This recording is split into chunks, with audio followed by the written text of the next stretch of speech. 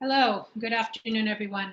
I'm going to give everybody a moment to get on and figure out any speaker issues before we get started.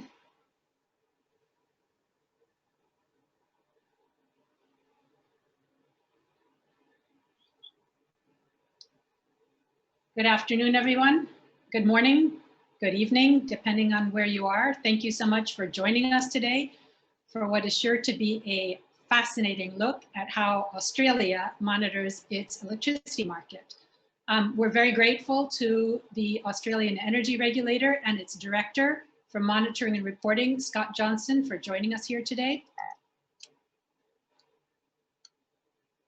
And I'm Johanna Kolomas-Beinen, Senior Program Coordinator at the US Energy Association, which is an association of public and private energy-related organizations, corporations, and government agencies. We represent the broad interests of the US energy sector by increasing understanding of energy issues, both domestically and internationally.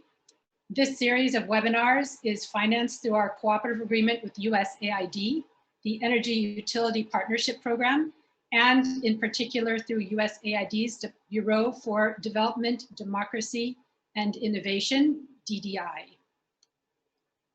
This is the 7th webinar in our series on independent market monitors, and you can find recordings of past webinars on our website at usea.org/events. I'll paste that link into the chat in a moment. Or you can go directly to our YouTube page, which is the list on the right, well, the larger list. And I will paste that link in as well. Past webinars have focused on the US market with presentations from Potomac Economics, Monitoring Analytics, and the California ISO Market Monitor, as well as on Latin American markets with presentations from the Chilean, Colombian, and Mexican market monitors. And we're working to organize more, so stay tuned. We're also working on a handbook for market monitors, which should be out soon as well. Before turning to our speaker, I have asked Kristen Madler, Senior Energy Officer at USAID's Bureau for Development, Democracy, and Innovation, DDI, to make a few remarks. Thanks, Johanna. Well, welcome everyone to another webinar in our series on independent market monitoring brought to you by the Energy Utility Partnership Program. We started this series on independent market monitoring because the development of electricity market monitoring has varied widely from country to country. And to guarantee a properly functioning wholesale electricity market, some degree of oversight is needed to detect attempts to exercise market power and fraudulent behavior, monitor market performance, identify market design imperfections, supervise efforts to prevent transmission and generation blackouts, and monitor market activities and transactions. And detecting and proving the existence of market power in electricity markets is a complex task. And regulators and economists have not agreed on a generally accepted standardized guide of market power monitoring procedures. Instead, a combination of tools, techniques, and other measures, some stemming from standard industrial organization theory, others developed specifically for electricity markets, are utilized in different ways by market monitors and regulators globally. So today we'll dig into some of the ways the regulatory body in Australia is supporting the energy transition in terms of fair market competition. I would like to thank USDA for organizing this event and for their continued commitment to USAID's Energy Utility Partnership Program. USAID and USDA have been working together for more than 25 years to utilize public and private sector expertise as a critical resource for modernizing power sectors in USAID partner countries. And we consistently hear from our developing country partner utilities that this peer-to-peer engagement is highly valued. I would also like to thank today's speaker, Scott Johnston, Director at the Australian Energy Regulator, for carving out time to join us today and to share your valuable insights, experience, and perspectives on how market monitoring takes place within Australia's electricity market framework. So Johanna, I'll pass the floor back to you. Thank you. Thanks, Kristen. I'm going to give a brief introduction to Scott, and then we can dive into today's presentation. So Scott Johnston is employed at, as we've said already, Australian Energy Regulator as director responsible for monitoring and reporting on the performance of the wholesale electricity market, including the effectiveness of competition in the market. His team also surveys the market to detect breaches of relevant legislation. Previously, he worked as an economic analyst at Mitsubishi Motors Australia and as an analyst at the Department of Agriculture, Fisheries and Forestry Australia. Scott has a degree in economics and politics from Flinders University. Quick note about questions. Please put them into the chat or the Q&A. Whenever you have a question, we will hold, unless it's relevant to a specific slide, what does this graph mean or something like that, we'll hold the questions until the end, but we have set aside time for questions and answers and would love to hear your questions. Scott, the floor is yours.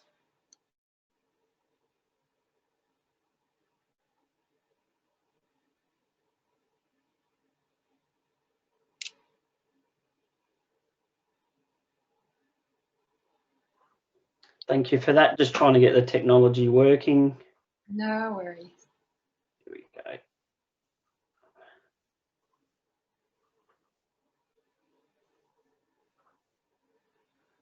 Are you able to see my screen? No, no. After you hit share, after you do share screen, you have to hit a second time, the blue, at least I have a blue button. There it goes. Yep. Hopefully more luck. Excellent. Oh, thank you for that introduction and thank you for inviting me. As been said, my name's Scott Johnston. I'm from Adelaide in South Australia, where we have the most wind per capita in the world. So I'll touch a bit more on wind and what that means a bit later. I'm going to take you through the AER and other organisations, a bit about how the market works and the market design and what that means for the AER. We'll have a look at our objectives and how we meet them, our market monitoring surveillance, our performance reporting, and how they all look in a timeline and some of our legislative requirements. And if we've got time, we'll run through some of our flagship reports. This slide shows where the AER sits in the energy landscape in Australia. So at the top, we have National Cabinet. That's an intergovernmental forum which sets the policy for energy. So that's made up of our Prime Minister and the Premiers from all the states.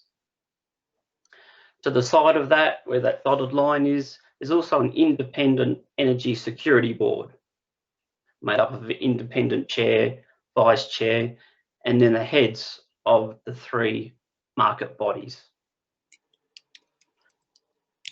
So they influence the National Electricity, Gas and Energy Retail Law and also the regulated businesses.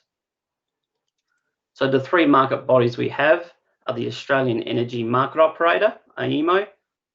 So they run the system. We have the Australian Energy Market Commission, the AMC. So they're the rule makers and the government advisors. And then we have us, the Australian Energy Regulator, and we're responsible for economic regulation and rules compliance.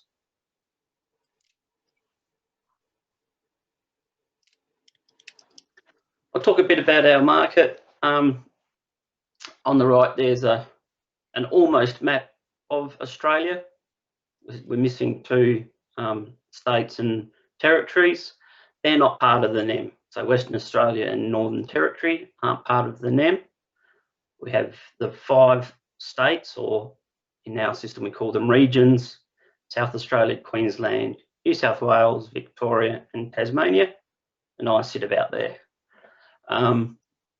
They're all connected with Some interconnectors marked by those orange lines. We have one of the longest, stringiest networks in the world because most of our population just sits along the coastline there. So the system runs from about there all the way up to halfway up Queensland. We have about 54,000 megawatts of installed generation, and about 12,000 of that are renewables. So from this graph up the top left, New South Wales is our biggest region, and black coal is still the dominant fuel source there. Same with Queensland, and in Victoria, it's brown coal. In South Australia, 50% roughly of the installed capacity is wind. So that green bar under South Australia.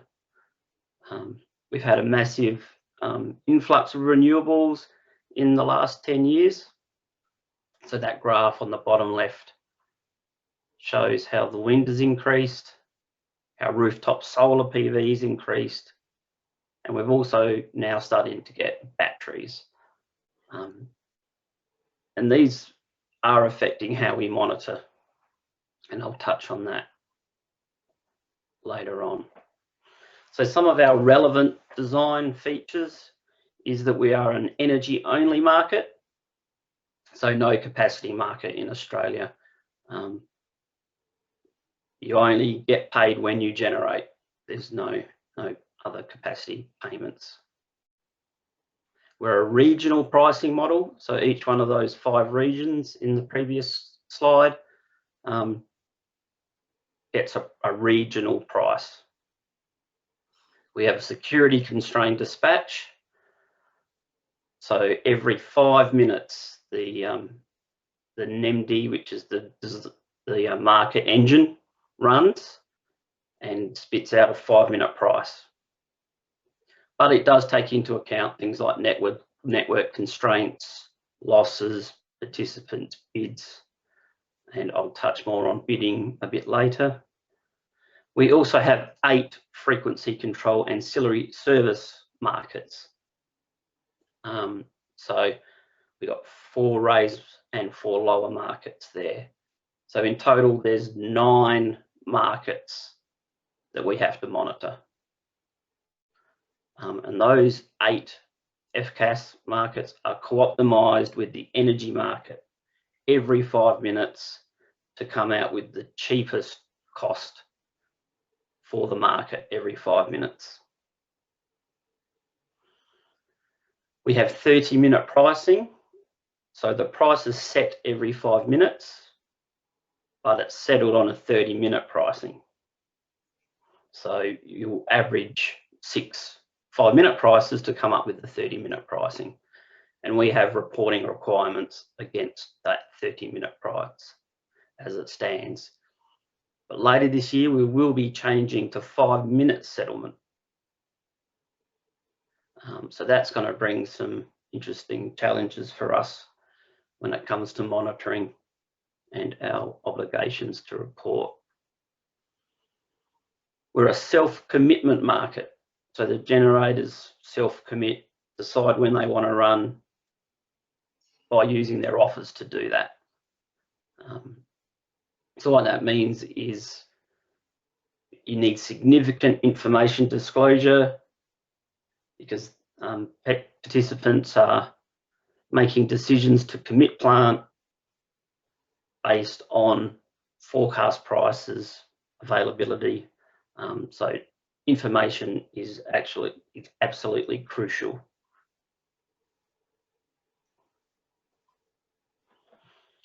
This diagram is just a quick representation of the energy-only market. All the generation has to enter the pool, and then wholesale customers, things like smelters or fertilising plant, can buy directly from the pool, but more often than not, it's retailers buying straight from the pool. On the side here, we've kind of got the mechanics of how it works. generators will make offers to the market operator, and then based on those offers, they'll send them dispatch instructions, and then they'll get paid. On the other side, we have loads. So things like hydro pumps or batteries. So when they're consuming electricity, they bid for that. So they might say, if the price goes below $10, I'll consume electricity. So they bid for that as well. And then they'll get paid accordingly. What's not included is the contract market. So the hedging markets, they're not part of our market, but they are integral for our market to work. It gives the participants a place to go to hedge against the pool price, which can be very high, which I will see in the next slide. So some of the relevant market arrangements for our monitoring, is the price cap. So we have a price cap and a price floor. So we have a price cap of $15,000 per megawatt hour and a floor of -1,000. So we can get prices anywhere in between that range. And we certainly do get them in between that range, especially in negative prices with the uptake of renewables, of the wind and solar. We are definitely seeing a lot more negative prices, which is providing some challenges for us as well, which I'll touch on. But there is a safety net, and it's CPT, the cumulative price threshold. So if the sum of the previous week's 30-minute prices goes above that $200,000 number, then the price is automatically capped at $300 per megawatt hour. Participants bid into the market, and they bid in 10 price volume bands.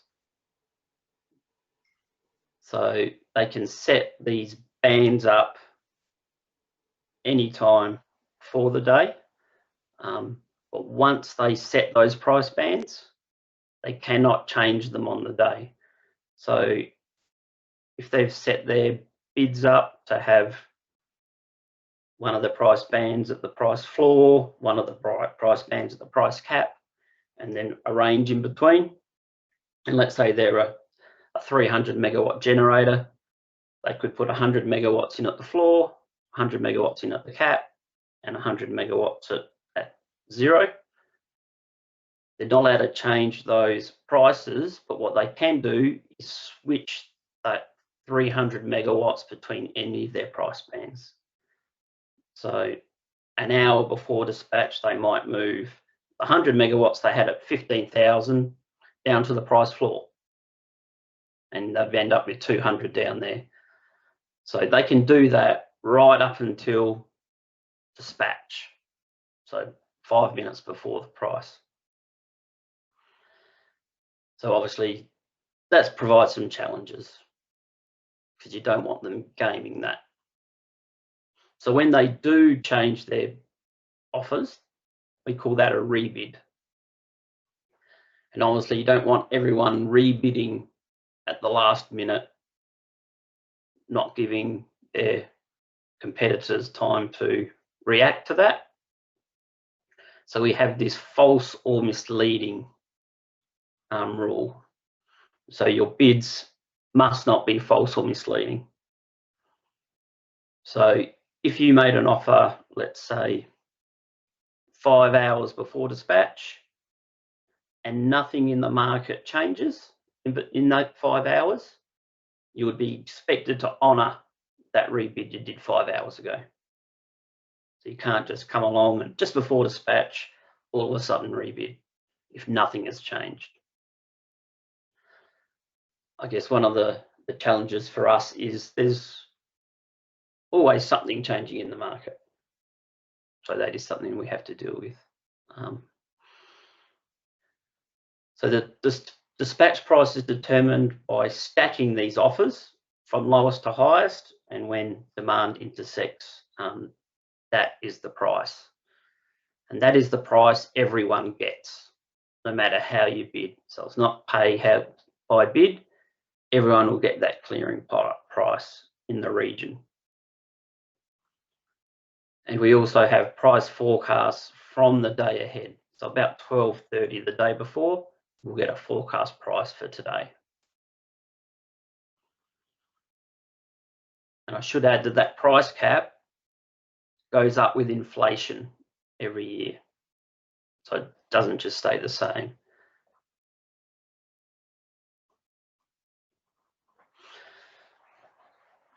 A new role we've got is called a retailer reliability obligation.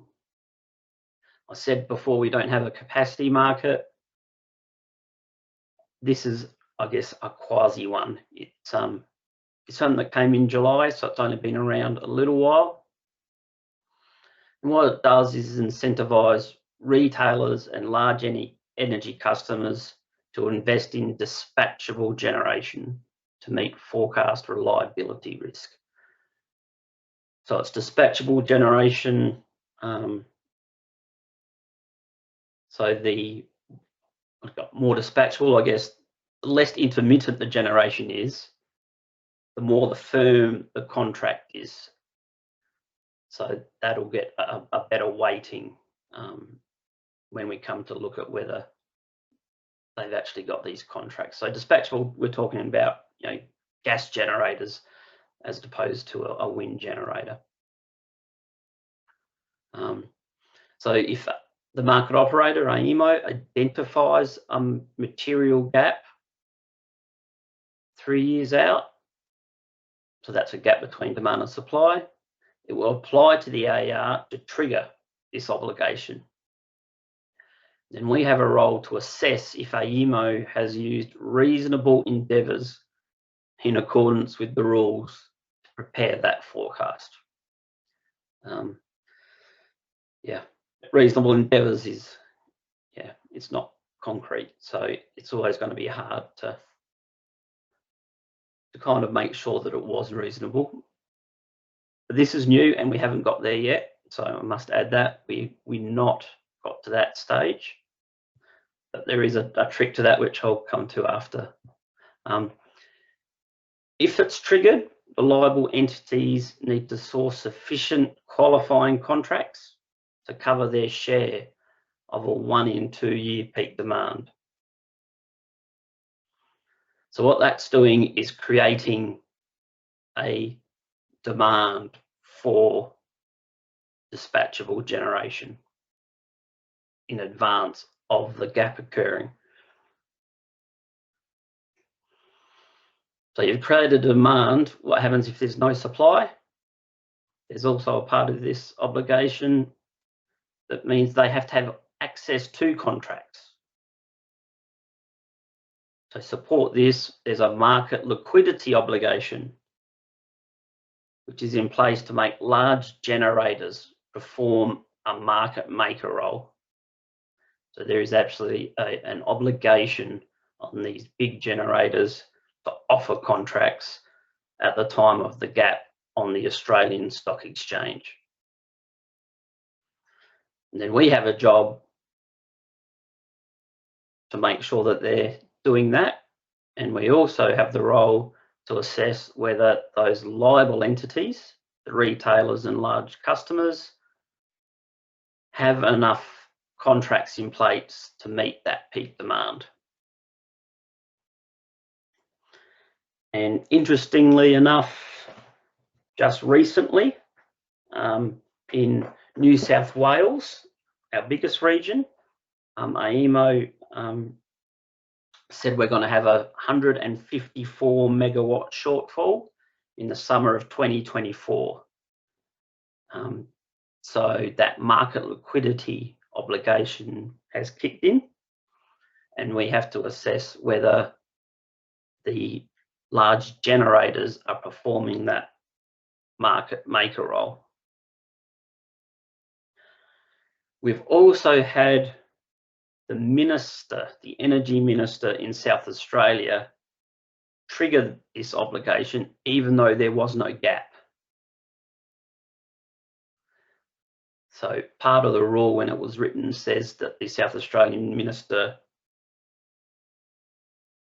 can trigger it if he wants to.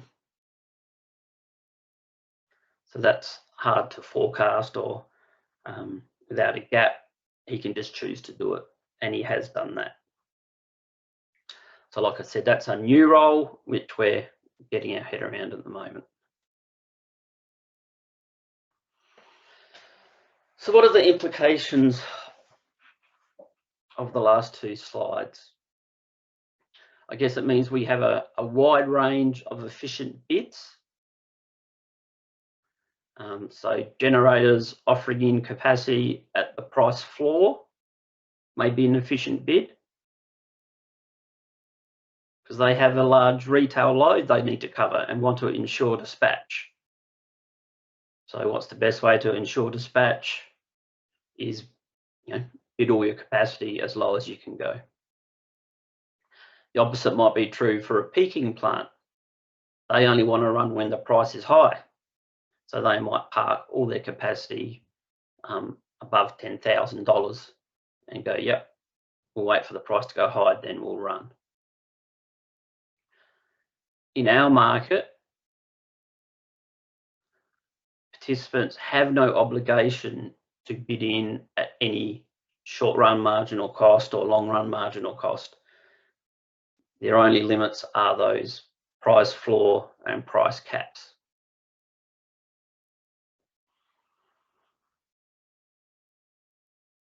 Another implication is our market leads to a large number of significant rebids. I think last December, it was 120,000 rebids for the month. How can you get to look at 120,000 rebids a month in detail? That is something that we have to deal with, and I'll explain how we attempt that a bit later on. A market also leads to a wide range of price outcomes that may be efficient. So once again, a price at the cap may be efficient if we have true scarcity of generation, not just economic withholding or physical withholding by participants. But if we have a true generation scarcity without capacity payments, a high price is what is needed to drive investment. So just because the price is high doesn't mean it's bad or inefficient.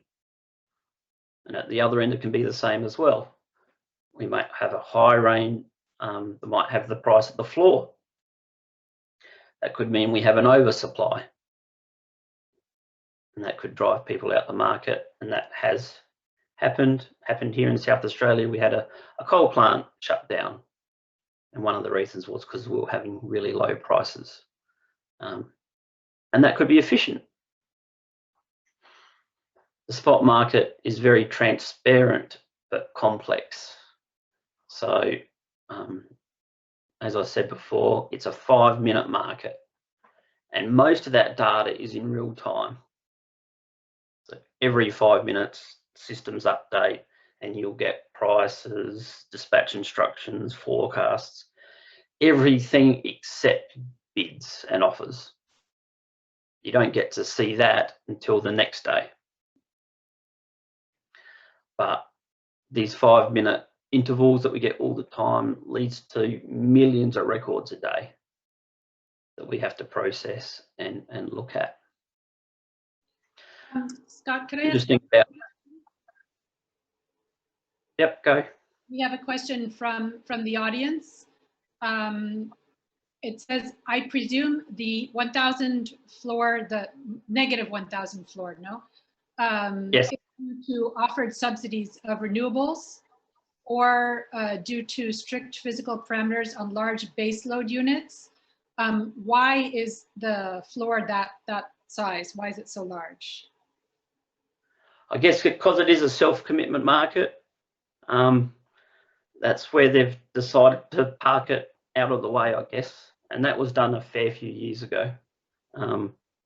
Does it happen often that you hit that floor? Yeah, as the person that said the question is, in our market, we have a lot of vertical integration.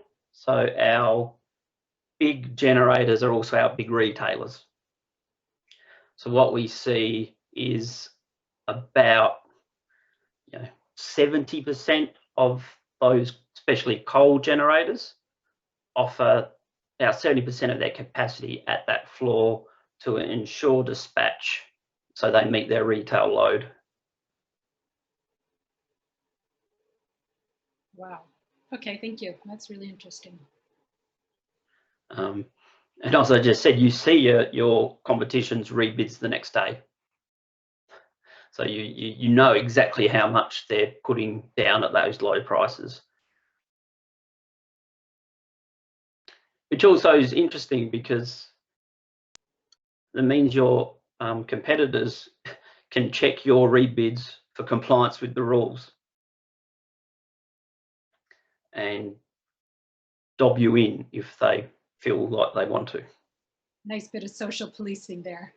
Yes, correct. So, and we do see that from time to time. You'll see participants will contact us and say, did you notice this? So, yeah, it is very interesting.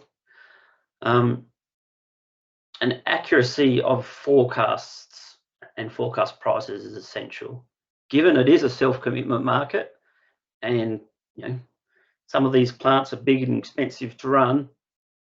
You want to be as accurate as you can in the information you're providing to the market, because a plant could be committed based on those forecasts, and if you never intended to offer your bid and rebid late for no reason at the last minute, a plant's committed, you could end up hurting them financially. So those accuracy of forecasts, accuracy of data, keep letting the market operator know the state of your plant is really important. And that'll be a common thing you'll see in the presentation.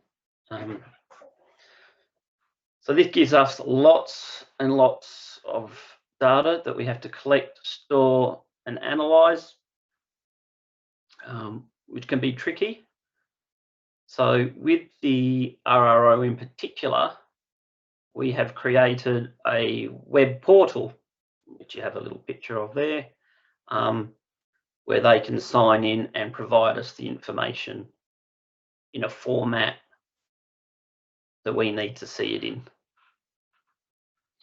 This also stops information coming in a multitude of formats and making our job harder to then transform that into something that you can compare against each other.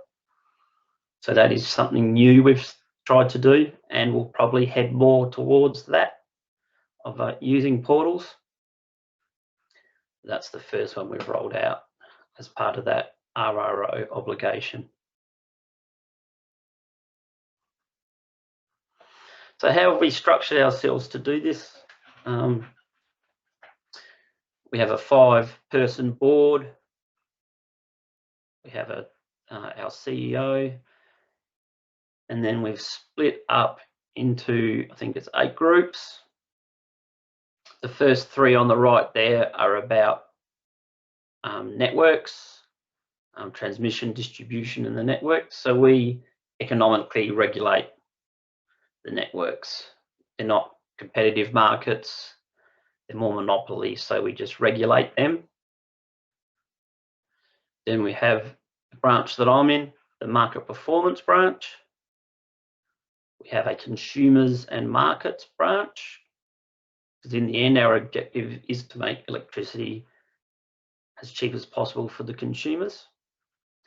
We have a dedicated compliance and enforcement group, and we have close links with that group.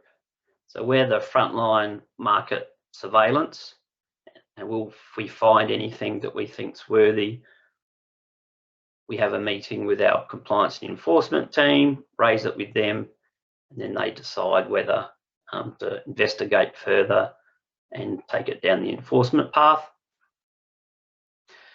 We have a policy and performance group.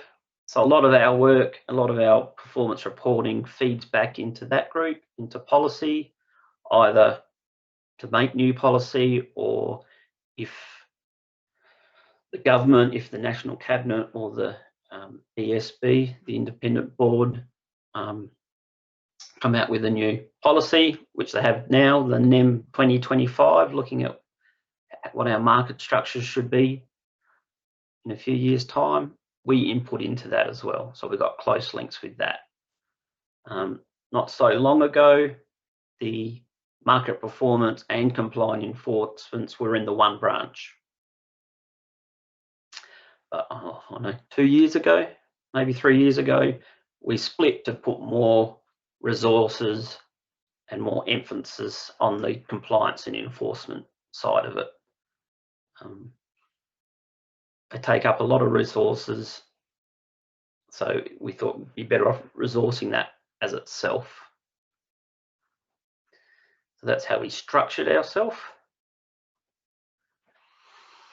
In our AER strategic plan, the number 2 objective is to effectively regulate competitive markets through monitoring, reporting, enforcement and compliance. So we achieve this by producing insightful market reports. We have a suite of reports, some to meet legislative obligations and some to just to inform the market and inform policy, inform debate. And then these reports then help our compliance and enforcement team set their annual priorities. We also undertake retail and generator performance compliance audits, so like generator technical audits, manage litigations, and better coordinate reporting with other government bodies, which is an interesting one. The Independent Energy Security Board, one of the things they said is there's so many reports from the market bodies. It's a really crowded space. You're all reporting on the same thing. Is it worth looking at it to rationalise that? So for example, the market operator, the market rule maker, and us, and some of the government departments all publish reports on prices.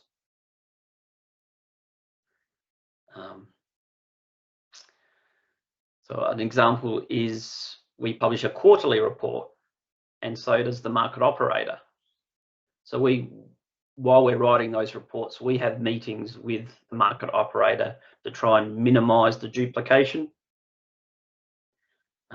Make sure we try and say different things if we can, but that's hard when something's happening in the market that's really obvious. Let's say the price goes to the price cap, and there's been major network shutdown. Of course, we're both going to say it. So it is a little hard to actually minimise that amount of duplication, but it's something we're working to refine.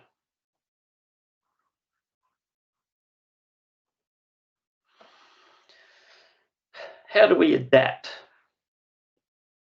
to the changing environment? We try and improve the market surveillance and our capability. We create automated processes to flag potential issues. So as I said before, we've got 120,000 rebids a month we need to get through. So one way would be to automate a process to try and flag those potential issues.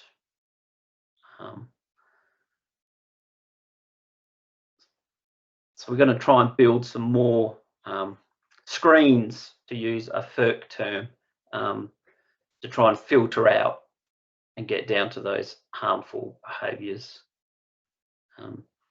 We also need to develop staff's analytical capability, especially relating to the financial markets and contracts, and understanding that interplay between the physical and financial markets, because the new RRO, reliability obligation, and the market liquidity obligation roles we've got now makes us have to do that.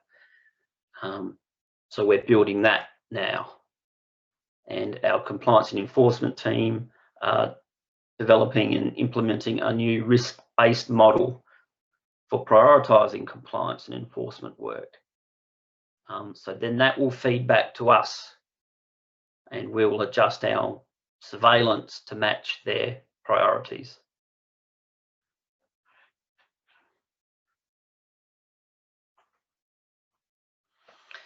How do we improve? You can't just always stand still. The market's changing. You've got to keep pace.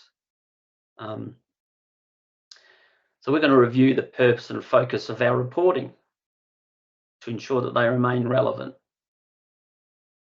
So, for example, we have an obligation to report on when our 30-minute price exceeds $5,000 per megawatt hour. That hasn't changed since the start of the market in about 1998. But as I said before, the price cap goes up and goes up with inflation. So it started at 5,000, it's now at 15,000, but our reporting obligation hasn't gone up as well. So is $5,000 still a relevant price threshold? So we're looking into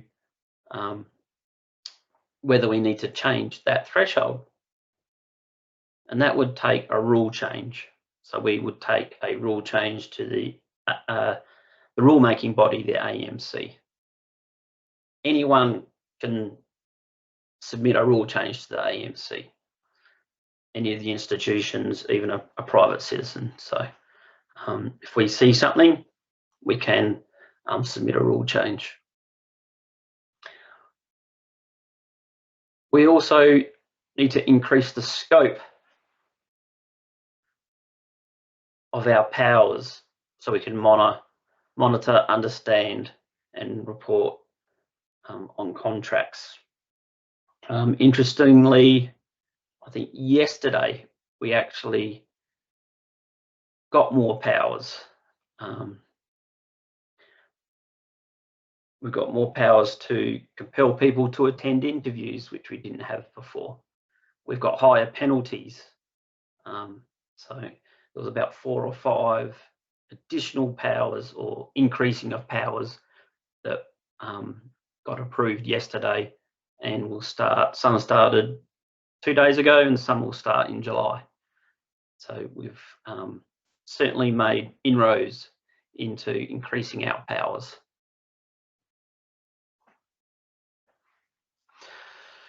So what comes from this is 2 work streams for us: our monitoring and surveillance work stream and our performance reporting work stream.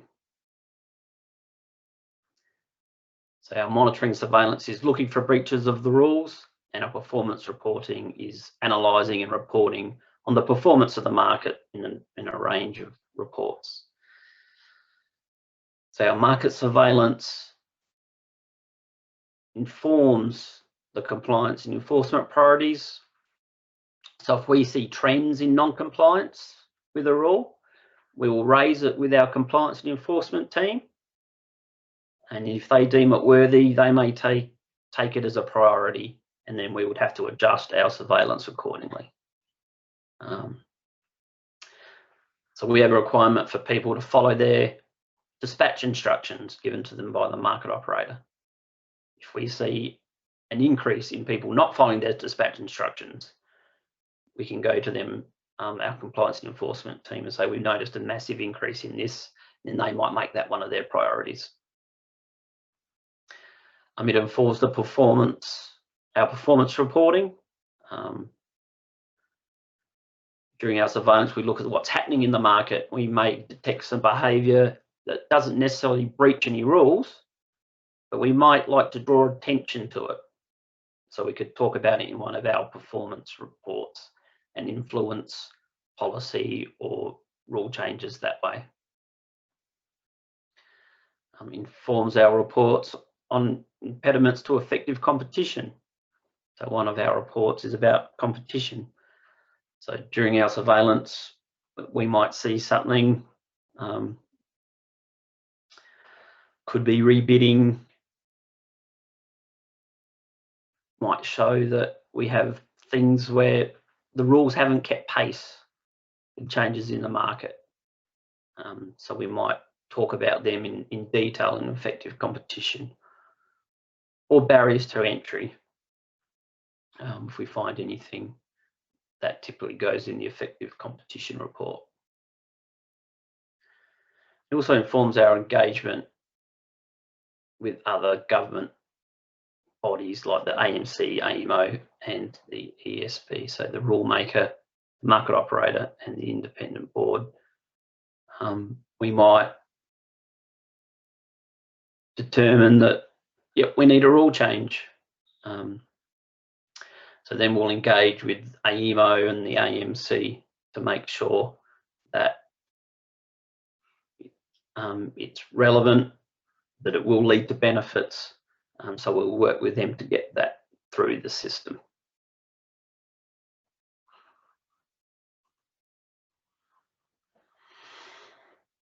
So I thought we'd throw up the compliance and enforcement focuses, and I have included retail and gas in this one because you'll see that just about all of it relates to information and the provision of information. So retail, quality of data submitted by retailers. Gas, quality of information to the bulletin board. For electricity, the provision of information to market systems. The way our markets are designed, providing quality information, accurate information is crucial. One of the other focuses for us is the false and misleading rebids. So that's the one where they're not supposed to change their bid unless something happens in the market. And the other one is following dispatch instructions, which I mentioned before. They have to follow the dispatch instruction given to them by the market operator. If they don't, it can cause ancillary service issues or system security issues, especially if they're being constrained and then they don't follow their target. And we have taken people to court on all of those things in recent times.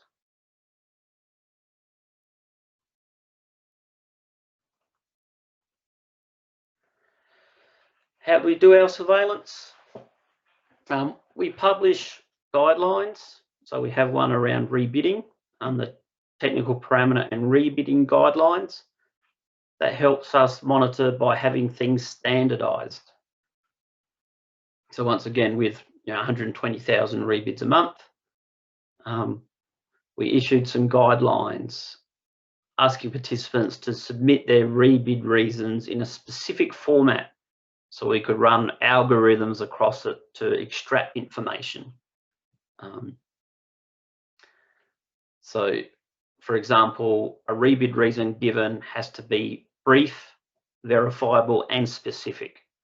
It has to contain a time of the event that led to them rebidding and also a code, a reason why they're bidding. So A for if it's related to the market operator, P if it's a plant issue, F if it's a financial reason, or E if it's an error. So by having a standardized way they fill out that rebid reason, we can just run an algorithm, pull out that code and say, okay, has the number of rebids made in error increased? Or have the rebids related to a plant increase? So are we having more plant issues than we ever had? So getting them to put it into a format makes our surveillance role easier. in the new 5-minute settlement that's happening later this year, they're actually changing the rebidding form a bit to include some of these things in their own fields rather than just a string of text. So that will enable us just to grab those in a straight field into our systems a lot easier. So that's good. Most of our work is done with cooperations with the participant. We try to be more preventative, so we engage with them. So in recent time, you saw that graph of all the increased renewables. So a lot of new players entered the market. A lot of new little players entered the market for the first time. So what we thought we'd do was actually ring them all, introduce ourselves, remind them of their obligations or inform them of their obligations, and then send them links to guidelines and compliance bulletins, rather than wait for them to maybe do something wrong. Be on the front foot, say, hey guys, just in case you didn't know, you have to meet all these requirements. One of the automated processes we came up with to go through 120,000 rebids was something we called the 3-stage process.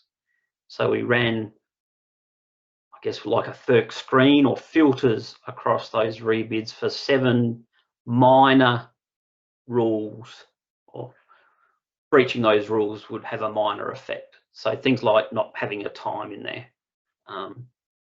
So you run a filter through all the rebids and you'd get basically like an exception report. And if you'd breach one of those rules, you'd automatically get a warning. If you breached it again within 6 months, you get a second warning, and then a third warning. And then if you had a fourth one, you'd probably go straight to an infringement notice. And then that count would reset after 6 months. But it doesn't preclude us from going straight to enforcement action if we think it's severe enough. So we're not limiting ourselves just to saying, yeah, you're only going to get a first warning. You know, if it was done at a time of high prices and you just blatantly ignored your dispatch instructions, for example, you're supposed to do 100 megawatts, you did 300 megawatts when the price was at the cap, you're obviously going to gain 200 megawatts at 15,000. So you might not get a first warning for that. And the graph below that shows the effect just introducing that process had. So to the left of the green line is before we introduced that process. And then to the right of the green line is an almost immediate result. Once we introduced that, the non-compliance dropped about a third, from 600 to 200. So we automatically triggered, the automated process was triggering a third of the instances. So that was a bit of a success by not implementing a hard-handed approach, more of a light approach. It worked.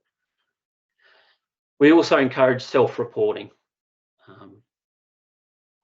It doesn't preclude us from hitting them with compliance action. You will just take that into account when assessing it. And we have our performance reporting. So we have legislative requirements for some reports, like our price exceeding $5,000. That's a legislative requirement. But we also have other reports that we do for educational, informing policy reports. We do weekly reports at a weekly level. That's mainly related to prices. We come up with our own threshold for those reports, and we had to include a negative price threshold because of the number of negative prices we were getting. So we also report on negative prices, not just high prices.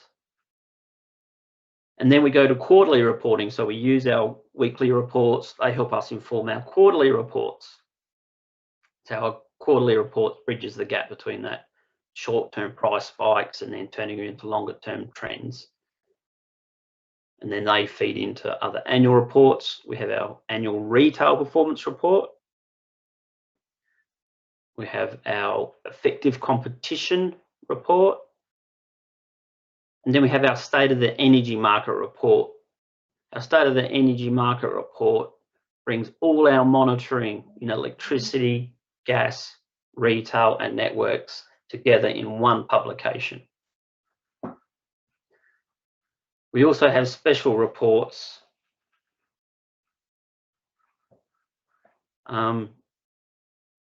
where the government has come to us using our effective competition sort of powers and asked us to investigate. We had a big brown coal generator leave the market and prices went high. They wrote to us and asked us to investigate to see if there was any evidence of competition, short-term market manipulation. If we have a look at what that looks like for us in a reporting timeline, we've got event-driven reports, we've got weekly reports, quarterly reports, biannual reports. Our state of the market report is produced yearly, but we do a data update 6 months in.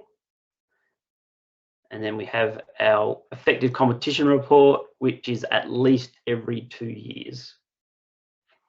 And the ones on this table with italics represent if we have a legislative requirement. So those ones, like FCAS reports, we have a legislative requirement to report on those 8 markets. No legislative requirement to produce the state of the energy market, but it pulls everything together and is extremely well received in the energy industry. If you ever want to look at some of those major reports, the links are down here on the bottom of these slides. So I think I will wrap it up and we can go to questions.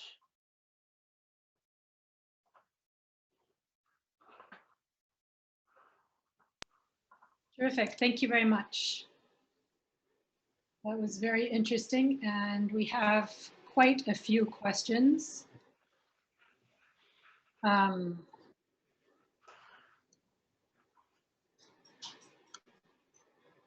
me pull up my screen here.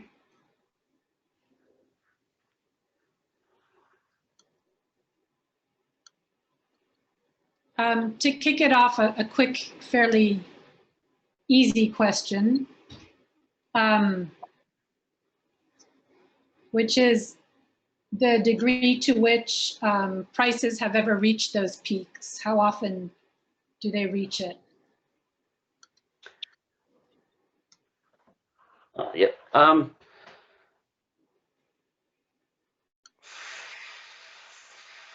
We're writing or have written 4 reports in the last 2 months. So 4 times in the last 2 months, it's gone to that above 5,000, meaning we have to write reports. So it really depends. We can get a year of a mild summer and you won't get any high 30-minute prices. We quite often get 5-minute spikes. But if we have a hot summer or any network issues, the number can go up severely. So I think last year we had maybe 12 reports to write. Wow. That was pretty busy. Yep. We also had a question which you partially answered already, which is about the fact that your obligations, monitoring obligations and powers are always ex post. rather than ex ante. And so if you could go into that a little bit about what powers you have to any kind of ex ante actions, acting on bids before they become prices, and what kind of processes do you conduct? Well, the second part you've already gone through, processes you've conducted to make sure there isn't any market manipulation. But the first part would be interesting to hear a little bit more about. What was the first part again? Sorry. Yeah, I was a bit involved. Is your monitoring mitigation always ex post rather than ex ante? I guess the short answer is yes, it's always ex post. We can't limit bids. We can't make them bid at a short run marginal cost. There's no pricing limits we can put on. It is, you know, I guess our market is let the market do its thing. Yeah. And then we get ex post, we'll get involved if something went wrong. And do you have any kind of information on, or well, fuel cost, of course, you will have a good idea of, but do you have any kind of information on operating costs, marginal, do you construct marginal costs? We're going through that exact process at the moment. It's not easy. No. Part of the government did ask us to investigate New South Wales generation, and we went and asked participants for their costs. Mm-hmm. And they voluntarily gave it to us. They don't have to, but they did on this occasion. We do have some powers to request information. We didn't have to use it because they voluntarily gave it to us, but we're in the process now of needing to do a lot more in-depth look at costs, and we're actually going to our board in a couple of weeks about how we go about doing that. Super. We had two other questions that are not exactly related to market monitoring, so feel free not to answer if this is outside of your area. But we have one question that is asking, how have you been able to maintain being one of the few energy-only markets in the world? If you have any insights on how you've been able to resist political pressures to institute something more capacity-related or bilateral contract. Yeah, we're hanging in there, but as you can see from that retailer reliability obligation and the NEM 2025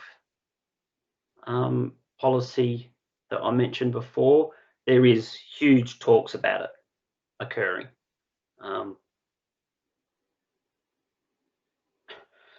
Yeah, right. We have resisted, but the pressure is getting more. Reliability is becoming a massive issue. We've got lots of coal plant due to shut down in the near future. One of the biggest ones shutting down in the next couple of years. So things like that that retailer reliability option are kind of not part of the market, but are there. So that's probably how we've managed to hold on to it for a little bit longer. Yeah. So another question we have, as Scott mentioned in previous slides, there's no obligations to bid based on short run or long run marginal costs. Do market participants incorporate markups in the bid? And if not, how does the AER detect market manipulations? Yeah. So I guess as we said before, they do have 10 price bands they play with. Yeah. So someone, because we're, like I said, we're vertically integrated a lot. a lot will have capacity to price down at the floor, but then there's a lot of price bands that sit in our market anyway between like $35 and $45, which seems to be where they play against each other, where the competition is in a portion of the bid stack. I don't know if that's making a lot of sense, but you'll see them just lots of prices in that range, lots of band prices in that range, which is obviously around where their costs are sitting. Yeah, where their marginal but, costs. Yeah, but there's nothing we can do. We don't have the market manipulation power. That resides with our parent company, the ACCC. They have market powers. If we detect some, we'll pass it on to them to investigate.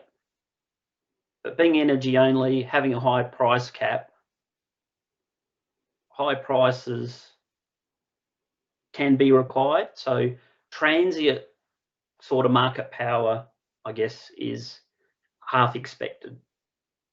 Yeah. But no sustained stuff, and we don't have the power for that sustained. We pass it on to the Australian Competition Consumer Commission under consumer law. Thank you. Another question, do you have measures of effectivity or success in market monitoring? Like, well, I guess one thing was a graph that you showed earlier that showed how the rebids went down after you contacted market participants. Do you have any other indices of market monitoring, before and after market monitoring implementation? It's a tough one. If you're preventing stuff, how do you measure that you've prevented it? I guess it's interesting. We are in the process of redoing our key performance indicators, and that is something where we're looking at how do we measure our performance reporting? How do we measure if our reports are useful to the market? Obviously, things like surveys could be one. So we're actually in that process at the moment.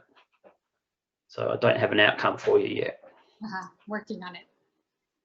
Okay, here's another question that I'm not sure if you can answer, but what software is typically used for energy schedules, transmission, reservations, congestion management, and creating profiles for the utility energy management systems?